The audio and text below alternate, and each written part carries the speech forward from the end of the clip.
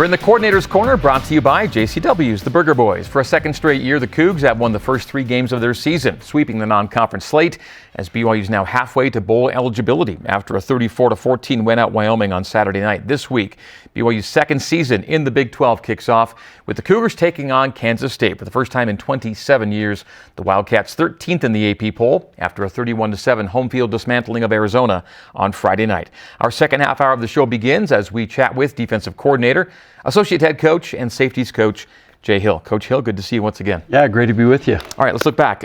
You knew Wyoming was struggling on offense coming in. What did you see as the challenges they posed, things you wanted your guys to be really keyed into? Well, we needed to stop the run. We knew the quarterback was going to keep it on certain short yardage situations, but our biggest thing was stopping the running back runs, which I thought we did a great job of, and then not giving them those cheap, easy shots down the field that they want, and I thought we did a good job of that. Your defense has been the first unit on the field in each of BYU's first 3 games, and in all 3 games, defensive 3 and out on the opening series. Yeah, if we can keep that up, that's a good deal. I take that back to the preparation of the players.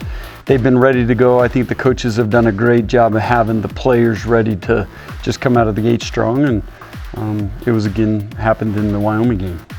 A run and then 2 passes, and just like that, the offense gets the football. It wasn't until Wyoming's 4th series of the game that they got a first down. And on that series, you actually forced a punt after they got to from a second and 2 to a punt. I thought that was a pretty important moment in the game because then BYU's offense scores a touchdown on the ensuing possession. So they're thinking we're manageable, driving it here second and 2. Then moments later, they're down 2 touchdowns. Yeah, just getting out of those early 4 drives that you mentioned were huge, and the early start just to get us rolling, feeling good about ourselves was big. And we were able to give the quarterback a couple different looks where I didn't feel like he ever got into a rhythm early, and yeah, the guys played well. What do you think about big number 17 there, Svoboda? He's really struggled to complete passes, but as he showed here, he's got enough running ability to keep you honest. He does. He's straight line, got good speed. He's not super nifty. He struggled with some throws. I thought there were a couple in there he had a chance to make and didn't, overthrew it, but he had shown that on film as well, and we were playing to that. So we were going to make him have to beat us with his arm in this particular game and, load up and stop the run. So that's what we did. Another week where the offense gets you out to a 2-score lead, and they've done such a nice job of opening up on top, and it does help the way you call your game, doesn't it? It does. It's always good to play with a lead, especially late in the game if you have a lead and they got to start chucking it in that setting and against our packages that we have where we can bring some blitzes and drop 8s and different things to confuse the quarterback. You just don't want to play from behind if you're the opponent, and the offense scoring those early touchdowns was huge for us to feel like we were out front and could play our game. Their one scoring drive in the first half, touchdown drive, was helped by a defensive holding penalty on a 3rd down. It might have got you out of it. But I think you thought that for the half, you were pretty happy with how the team played, yeah, right? They didn't have a lot of yards in the first half. I didn't love that drive, obviously. That was the one thing they got going in the whole first half. But it just seemed like we got a smidge out of whack on that one drive with some tempo that they gave us. I messed up one call, quite frankly, that I wish I would have had back. But the reality is we had them stopped on a key 3rd and long, and we let the quarterback out of the gate on something that we just didn't run quite correctly. I wish we had that one back, and then they really get nothing in the first half. But a 17-7 lead and a team gaining 100 yards, you're really pleased, I'm thinking, at halftime. Yeah, I mean, we knew that if we just continued to play the way we should, that, we were going to be in a good position for the second half. But now you got to go out and make plays in the second half, which we had to do. But I felt good about the situation going into halftime. By the way, how was it being back in Laramie, whether it's the bus ride in from Cheyenne or just seeing the fans as you're walking to the building, just the environment that night? Well, the environment was good. It had been a long time. I had not coached in Laramie for a long time, almost 20 years. So it was fun to get back. It was fun to get the win because last time I think we were there, we did not win. So you were with Utah at the time? I was with the University of Utah. So anyway, it's always good to go out there and get wins because it's not necessarily an easy place to travel to or to get victories, especially when the crowd's into it like they were. Yeah, 20,000 plus there on Saturday night. All right, coming up, how the Cougs closed out the Cowboys in Laramie on Saturday. You can get ready for BYU and Kansas State this Saturday with BYU Sports Nation Game Day's expanded pregame coverage beginning 2 hours prior to kickoff at 8:30 Eastern, 6:30 Mountain Time this Saturday on BYUtv. When we come back, the Coordinator's Corner continues with Coach Jay Hill. We're brought to you by JCW's The Burger Boys. More after this. Doing quite fine offensively. A lob deep down the left side looking for Stevenson, and does he come down with it? There were two Cougars. I think it's an interception. Yes! Evan Johnson comes away with it with his first career pick. Welcome back to the Coordinator's Corner, visiting with BYU defensive coordinator Jay Hill after BYU's 34-14 win at Wyoming on Saturday night. 10th consecutive win over the Cowboys in their final scheduled meeting. The Cougs' non-conference schedule is in the books. Big 12 play gets underway this Saturday. K-State visiting Provo for the first time since 1977. Capping our recap of the Cougs and Cowboys from Saturday, the Keelan Marion kickoff return touchdown to open the second half. All but put this one to bed. What a perfect way to start the third quarter. BYU's first kickoff return touchdown in 10 years. Well, I thought it was awesome, and Coach Pop did a great job, obviously, designing it. I thought the players did a good job blocking it, and it opened up bigger than life. And happy for Keelan, just to see him make a huge play like that in a critical situation. That was a big play in this game. First kickoff return touchdown since 2014, and the first one of 100 yards or more since 1996. Another Wyoming 3-and-out early in the third quarter. Their sixth of the night, by the way. A BYU field goal, now you're up 20. The kind of game that allows you to get a lot of different defensive players into the game. What's the value of that kind of win that lets you do that? Well, that's huge for the development of those young players that haven't played a lot. It was big for so many of our backups to get those valuable reps that they need to progress. And quite frankly, on the very last drive of the game, we did not play very well.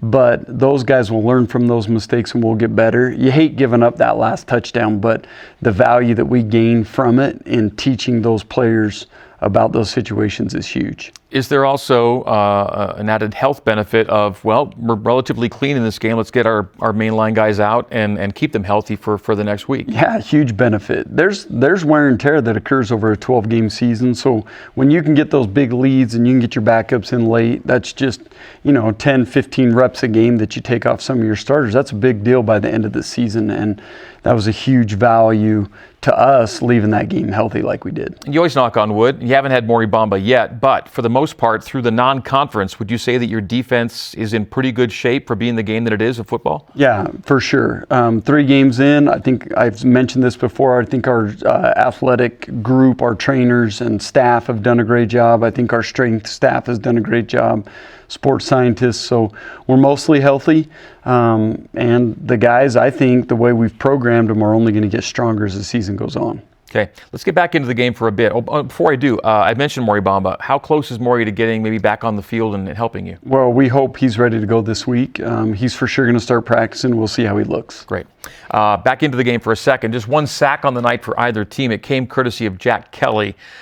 Jack Kelly's been an amazing newcomer for you. You knew well of him, but he's just game to game, play by play. He stands out. Well, Jack Kelly's got speed. He's nifty off the edge. He's really come along as an inside linebacker. So I've been super happy with how he's played, but it's not been a surprise to me. I knew a lot about Jack Kelly, obviously.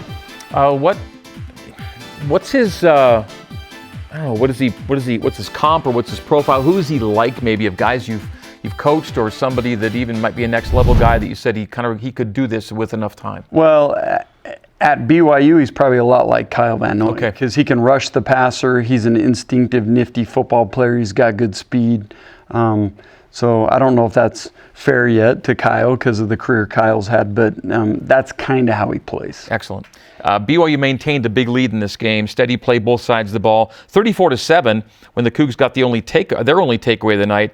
Really nice play on the ball from Evan Johnson. It was his first career interception. Came in the fourth quarter. Well, I'm happy for Evan. He's been playing really well. He's got a lot of talent. He's got a lot of ability. He's just needed reps and has played well. And this is a huge play in this game, and not every corner in the country can make that, what he just did there. So he showed his athleticism right there. I think when the season began, a lot of fans were like, well, he's a starting corner for, who's Evan Johnson? Who's Evan Johnson? Yeah. Well, Evan is a guy that's just got better and better ever since I've been here. He's got great speed. He was a 10-400 meter guy in high school. Came out of a high school in the northern part of California that not many people recruit, and so he probably went a little bit underlooked for his ability, but what a good get for BYU, and I think his future is very bright. He's only going to get better and better. We had the chance to talk to him post-game, really delightful conversations. He seems like a nice guy to have on the team, in the locker room, and in a lot of ways. Great person, great player, comes from a phenomenal family. So the fans are going to love watching him throughout his career. Great. Final score was 34-14 Cougs. Let's talk about your safety group for a second. Raider Demooney ended up actually being the leading tackler with 4 solo tackles on the night. Good to see Raider back and contributing too. Well, Raider had that injury that kept him out of fall camp and a lot of the summer conditioning stuff. So he's back healthy now. The reps have been valuable for him. He's another one that I suspect will only get better and better and better. He's got a ton of ability, and the opportunities to play are only going to make him more comfortable in this system and this scheme. How comfortable are you with safety depth right now? Well, the depth is outstanding. One of those positions where I could play any one of 8 guys and feel comfortable that we can win with those guys. We do need to start honing in on 3 or 4 of the guys to get more reps than the others, but I've been happy with the group thus far. Tommy Prasis has gotten meaningful reps from day one. I saw Faletau back in the game. You're playing pretty much everybody. We are playing those young guys for sure. Faletau, Tommy, those guys are going to be great players in this defense.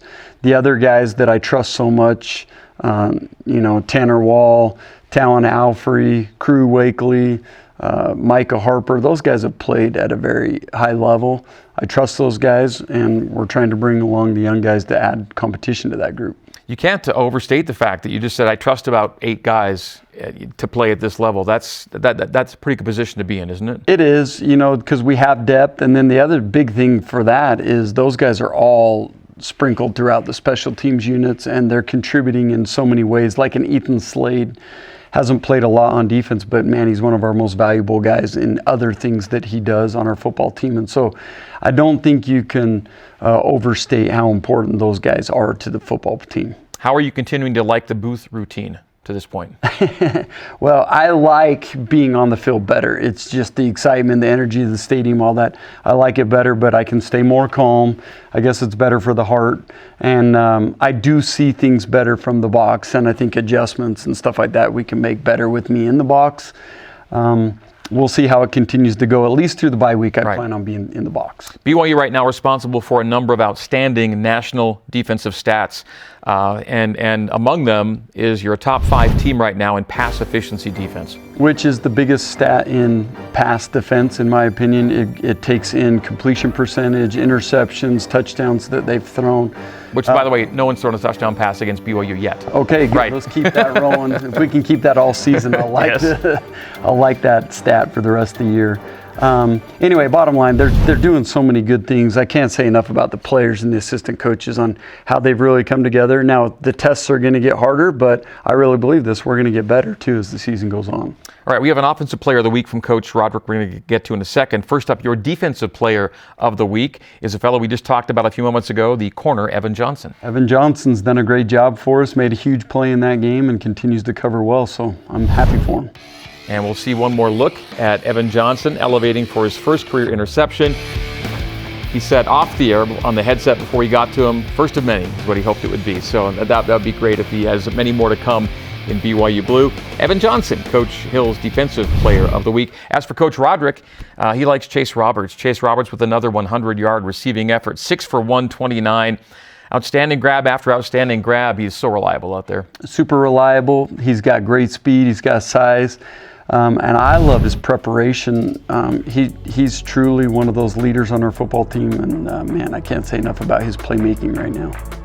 And this came on the double throw, I believe, and hangs on to it despite hammering the turf. I mean, just does so much good work for BYU, and he's the top target for the Cougs and is the Offensive Player of the Week from Coach Aaron Roderick. All right, time again for a break. And as we step away, we remind you that your day-to-day Cougar Sports play-by-play is on BYU Sports Nation with Spencer Linton and Jerem Jordan, weekdays, noon Eastern, on BYUtv and BYU Radio. Coming up in our final segment of this week's show, Coach Hill will give us the scouting report on K-State. The Coordinator's Corner is brought to you by JCW's The Burger Boys. You are in the Coordinator's Corner, brought to you by JCW's The Burger Boys. It's our final segment of the show in this Week 4 as we chat with BYU Defensive Coordinator Jay Hill. Well, marquee matchup of 3-0 teams, BYU hosting Kansas State this Saturday at LaVell Edwards Stadium. Speaking of the namesake, LaVell's first career win came against Kansas State back in 1972, season opener. Amazing. Yeah. Right? I didn't know that. Hopefully that brings us good luck again this time. Cougs are 4-4 all-time against the Wildcats with wins in 3 of the last 4 meetings, but it's been a long time since they played here in Provo back in 1977. All right, first season as a full-time starter for their quarterback, Avery Johnson. A really unique talent. Ran for 110 yards against Arizona in that Friday night win, most for a K-State quarterback in a game since 2020. Well, he can really run. He's super fast. I think he's got great feel for when to pull the ball. Does a good job managing their offense. We got our hands full this week, just containing him and their run game for sure. They're one of the best running teams in the country, in part because of Johnson, but they've also got a 2,000-yard back in DJ Giddens. So between the quarterback and that top running back, then you throw in a Dylan Edwards, who can also play running back, but is a special teams phenom as well. Some high-level talent that will challenge you. They do. I think the running backs run hard, and they've got great vision. They see the holes well. They've got power guys, and they've got speed guys. And the quarterback just makes you have to play him so honestly because he can pull it at any time. But they can hurt you in so many ways in the run game. And the whole offensive line does a great job blocking for them. They played Friday night. I remember I was watching the game in my hotel. Did you guys have enough time during your Friday nights in Friday night of Laramie prep to even take a look at that game? Or did you just basically, I said, I'll wait for the cut, wait for the film? No, we watched that game on Friday night. A lot of us did. And we've watched a lot of K-State even through the summer. We watched a bunch on them, and they don't change much. The offensive coaches do a great job of scheming what they feel is going to be good for that particular week, and they do what they do, and they do it well. Mentioned with Coach Papinga, they lead the nation over the last quarter century of non-offensive touchdowns. They'll score on special teams and defensively. They're really well-rounded that way. Well, they're super well coached. Chris Kleiman's one of the best coaches in the country. I think his teams are always super disciplined. They do a great job of just kind of getting you in your little hole, and then they pounce on you when you make a mistake. So we're going to have to go in there in all 3 phases, play super sound, and just sit and battle with them. If we're tough and we battle with them, then we're going to be right there at the end. But we got to be able to fight and claw and dig and not make the mistakes that they're looking for that you just mentioned. They've scored 28 points or more in 11 consecutive games. Once you get up into 28-30, you feel pretty good about your chance to win a game. What you've been doing right now is keeping those teams well below that number. Well, we need to. Again, we're going to need to play great defense this week. They have a good, solid defense for K-State. We're going to have to match that or exceed it. And with our physicality and our discipline and our execution, we're going to have a big game on defense. After one go-around in the Big 12, starting your second season now in this conference, what do you think helps from having had a season in the league to start your number two? Well, just understanding of these teams that come in with the good run games like we've played before in the Big 12, the toughness and discipline that these other Big 12 teams have, we're going to have to match. We're going to need a big-time showing from our crowd. The crowd can play a real pivotal role in this game, I believe, and them just coming in and creating a home field advantage is going to be a big deal for us. So, but the K-State's another really talented, tough Big 12 team that we're going to have to match that. On that note, they're playing a 9:30 p.m. body clock start. I know when the kick time came out, their first reaction for the fan base was, we're really playing at 9:30 their time. They're not as used to it maybe as BYU is playing these really late Saturday night games. Is there any kind of intrinsic advantage just because of routine, or is it football? No, I think it's football. I think those guys will show up. We got to be ready for their best shot. We got to be ready to play our best game and focus more on us than how they handle the late kick. Okay, the fact that it is late Saturday night, though, in that building. It'll be sold out. I know how excited you get thinking about those nights. Hopefully it's another special night that way, right? Well, I'm excited right now just thinking about it, right? The fans, the crowd, it will be electric. It's two really good football teams going at it. And like I say, we need everyone to show up, the crowd, ready to roll and ready to be loud. They're a ranked team. They're 13th in the AP, and you think they're well worth the ranking, what you've seen? Oh, yeah. Yeah, they can run it. They play great defense. They're worth it, and they're super disciplined and well coached. They're worth the ranking right now. A couple last things for you. 3-0 for the second consecutive season. That's great. There's obviously a desire to have this year's 3-0 mean maybe more than last year's. And we had players talking post game. It's going to be different. What do you think makes this team potentially better equipped to maybe close it out this year than last? Well, I can speak for defense. We're executing at a higher rate as far as just the cleanliness of the calls and how we're executing them. I think we're a little more physical than we were last year. We were a great tackling defense against Wyoming and have been really throughout most of the year. That needs to continue. I think we'll be a little more opportunistic with sacks and turnovers than we were a year ago. A